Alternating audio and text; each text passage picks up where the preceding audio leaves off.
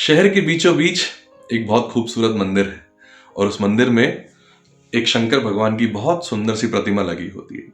पर वहां पर रोज हजारों लाखों लोग उस मूर्ति को देखने के लिए आते हैं। इतनी सुंदर मूर्ति होती है। रात को दरवाजा बंद होने के बाद दोनों पत्थर आपस में बातें कर रहे होते हैं। एक पत्थर जो फर्श पे लगा होता है और एक पत्थर जो उस मूर्ति में होता है। जो फर्श पे लगा पत्थर है वो कहता है, दोस्त मुझे लगता है मेरे साथ एक नाइंसाफी हुई है। तो जो मूर्ति का पत्थर होता है वो कहता है, कैसी नाइंसाफी? तो वो फर्श का लगा पत्थर कहता है कि हम दोनों चट्टान के एक ही जगह से लाए गए, एक ही कारीगर ने हम दोनों को काटा, एक ही कारीगर ने हम दोनों को होलसेल की एक ही दुकान पर सेल किया। होलसेल से एक ही रिटेलर था जो हमें लेकर आया और उस रिटेलर से भी एक ही ग्राहक था जो हमें खरीद के लाया। पर आज मेरी जगह पैरों में है, लोग अपना पैर रखकर मुझ पर खड़े होते हैं और मैं देखता हूं कि आपकी जगह जो है लोग बहुत सम्मान देते हैं, लोग हाथ जोड़ते हैं, कोई शहद चढ़ाता है, कोई फूल माला चढ़ाता है, कोई दिया धूप बत्ती करता है। तो ये नाइंसाफी नहीं हुई दोस्त। तो वो जो मूर्ति शंकर भगवान की थी वो पत्थर जवाब देता है, वो कहता है, देख नाइंसाफी तो है बट इसका कारण तू है। तो वो जो फर्श पे लगा पत्थर था वो कहता है, मैं कैसे कारण? उसने कहा कि देख, मूर्तिकार ने जब मूर्ति बनाने की कोशिश की थी तो पहला प्रयास उसने तेरे ऊपर किया था, पहली कोशिश तुझे मूर्ति बनाने की गई थी, बट वहां पर तू मूर्ति में ढलने को तैयार ही नहीं था। मूर्तिकार जब छेनी हथौड़ा लेकर तेरे ऊपर पिटाई कर रहा था तो तू वहां पर अपने आप को उस मूर्ति के अकॉर्डिंगली ढालने को तैयार नहीं था और तू टूट गया। और टूटे हुए पत्थर की जगह हमेशा नीचे होती है, तो तुझे नीचे फर्श के पत्थर में लगा दिया गया।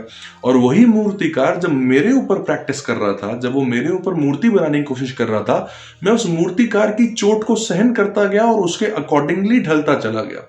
मैं ढलता चला गया, कई दिनों तक चोट पड़ी दोस्त, बट उस चोट का असर ये निकल कर आया कि मेरे अंदर से उस मूर्तिकार ने बहुत सुंदर भगवान शंकर की मूर्ति प्रतिमा बनाई, जिसको देखकर आज मैं बहुत खुश हूं कि लोग आते हैं, वो भगवान शंकर को ढूंढते हैं और मेरे आगे सर झुकाते हैं। ये सम्मान तुझे भी मिल सकता था अगर तू उस वक्त टूटने की जिद में ना पड़ा होता, अगर तू ढलने को तैयार होता। दोस्तों कभी कभी हमारे साथ भी ऐसा होता है, हम किसी भी प्रोफेशन में हों, कभी हमारा बॉस, कभी हमारी अपलाइन, कभी हमारा सीनियर, कभी हमारा डेवलपमेंट ऑफिसर, कभी हमारा मेंटोर, कभी हमारा गुरु हमें बहुत बार हमारे करेक्शन के लिए कभी कभी डांट लगाता है, कभी कभी झटकार भी लगाता है, कभी कभी हमें करेक्ट करने के लिए थोड़ी सी बातें भी सुनाता है कि आपसे गलती हो गई है। बट वहां पर कुछ लोग करेक्शन को पॉजिटिवली लेते नहीं और कुछ लोग उस पत्थर की तरह टूट जाते हैं। कुछ ही लोग होते हैं जो उस करेक्शन को पॉजिटिवली लेते हैं, ये सोचकर कि ये करेक्शन कहीं ना कहीं मेरे फायदे के लिए हो रही है, और वो उन गुरुओं के अनुसार, उन मैनेजर्स के अनुसार अपने आप को ढालना शुरू कर देते हैं। तो उसका रिजल्ट आने वाले समय में दिखता है दोस्त कि वो लोग जो टूट जाते हैं, जो उस करेक्शन के प्रोसेस से गुजरते नहीं है, वो एक साधारण सा जीवन बिताते हैं। और उसी ऑर्गेनाइजेशन में वो लोग जो अपने सीनियर्स की डांट के अनुसार, वो छेनी हथौड़े की डांट के अनुसार ढल जाते हैं, वो उस ऑर्गेनाइजेशन के स्टार परफॉर्मर होते हैं। तो एक लाइन बोलकर खत्म करना चाहूंगा इस कहानी को, बहुत सुंदर कहानी जिसने मुझे बहुत कुछ सिखाया। एक पत्थर ठोकर खाकर कंकड़ कंकड़ हो गया और एक पत्थर ठोकर खाकर शंकर शंकर हो गया।